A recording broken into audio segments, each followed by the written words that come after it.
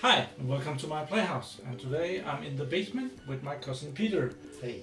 And Peter has just shown me a fantastic way to desolder microchips, old microchips. Or other components. Yeah, and other components. This method is really only usable for print cards that you're not gonna use anymore. And I thought that was a great thing that he showed me, so I kind of thought I would show it to you, because I was kind of astonished and thought, that's really cool. I've been sitting with a soldering iron for 20 years, and yeah, his methods, they just fell out, more or less. So yeah, this method has a disadvantage. When you do it, you can whisk soldering splashes all over the place. So if you do it with reusable PCB boards, you can be unlucky and short out some strips. Yeah, so don't use it on boards that you're gonna use for anything. You can do it if you're careful. Okay. And I'm not gonna do it. I saw we were testing this and the board was like bubbling up.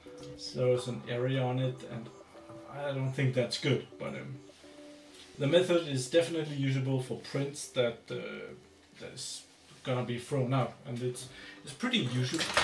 Usually you have old boards like this, and if you do anything in electronics, you know what these components cost, and that it's worth the efforts to use 10 minutes and take out the components that is good on a board like this, and just put them somewhere safe.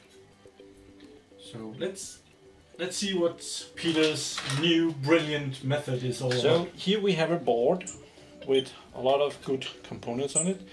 The board is not really that good. It has some water damage and stuff like that, but I thought that these chips might be okay. So I wanted to dissolve them, yeah, to have them out. So that's where Peter's method came into the picture, and his method was more or less to take a heat gun and just warm up the component on the back side, and just more or less just tap the board, and these components will fall right out. It's not entirely the case because the legs are bent slightly outwards. So on this board you have to wiggle it a little with a screwdriver, and we're gonna show you how to do this, and it might take a couple of minutes, so I might speed this up.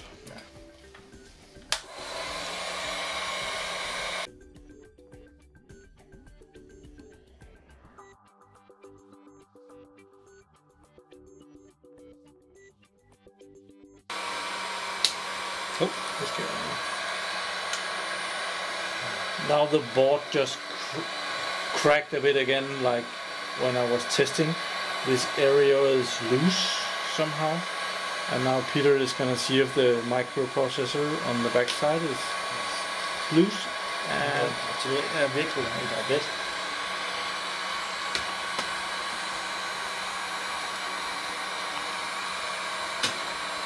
And then it's filled out. And another microprocessor. And we're gonna go to the next one, and another one.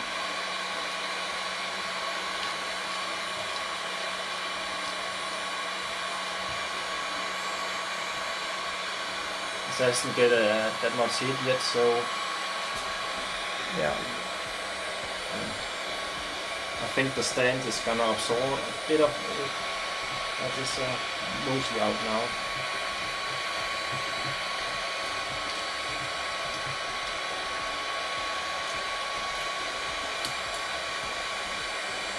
Often a plier is more useful than a screwdriver, because there you can pull straight for the last legs to get out. So that's how long it took to heat out three to desolder three components. Chips. Yeah, chips. Yes. Other components are more easy to take out if you Be careful not to put the heat gun anywhere that can be damaged. Here's other circuit board with some electronics, and only thing is usable is the caps. So we're gonna try to desolder one of them, or both. And I'm gonna apply the heat. We don't know if this is gonna work or if the cap is gonna melt. Really very often gets very hot inside other electric components like this is a power supply, and it's pretty normal for a cap to reach a good temperature inside a sealed power supply. Let's see. When electrolyte gets warm, the liquid inside is gonna evaporate, so it ends up with higher internal resistance and then become unusable. That's the reason many caps fail over time.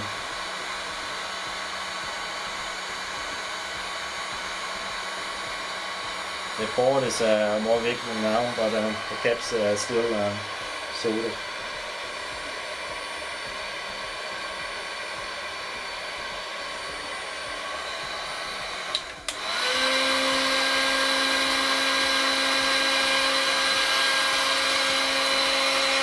The heat gun has two settings, so we're trying the high setting now.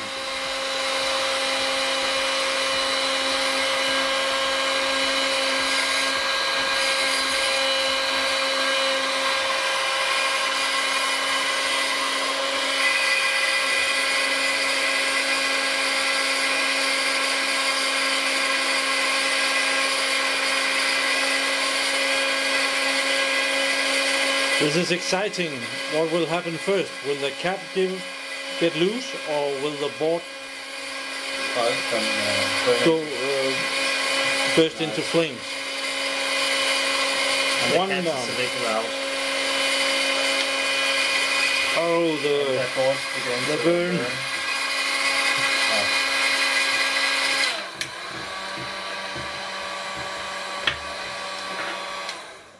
That's absolutely why this method is best for boards that are not going to be reused.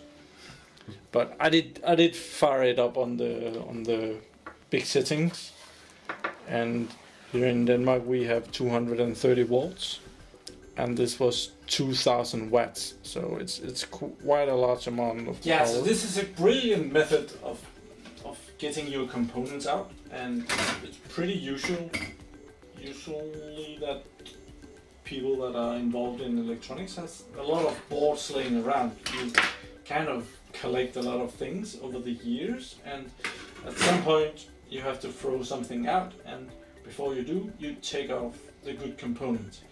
And normally you desolder with a normal soldering iron, and it doesn't take forever, but it takes a while, and this is a good method combining the two. So some things is good with this, with the heat gun, and other things are good with the soldering iron. So there's even more effective way to do it. You can place your circuit board into old oven and give it a 200 degrees and some time, and then take it out with some pliers and give it a check to the table. Then a lot of the components will fall out. But it's not every component who can withstand 200 degrees over time. And you have to have a small oven that you are not using for normal food, probably. I don't think that the fumes that are leaving the board doing that cooking is very good for you. So, is it a nice oven that you don't use for anything else, right? Would be preferable. Yeah, but some don't care, some do care. I think I have to I have to think about it again when I'm invited for food at his house.